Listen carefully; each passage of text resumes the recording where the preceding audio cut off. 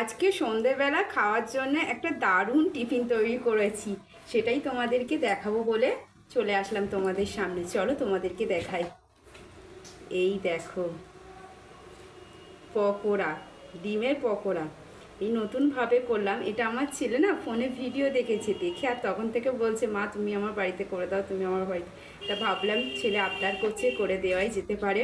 আর বাড়িতে এগুলো করলে তো হেলদি বাচ্চাদের পক্ষে, তাই করেছি। কেমন হয়েছে জানি না, ও খেলে তারপরে বুঝতে পারবো। ওকেই প্রথমে দেবো, ও আগে খেয়ে বলো কেমন হয়েছে। তোমরা দেখো ও খেয়ে কি বলে, তারপরে তোমরা রিভিউটা শোনো। কেমন হয়েছে সোনা? দারুণ হয়েছে। দারুণ হয়েছে? হ্যাঁ। ভালো হয়েছে?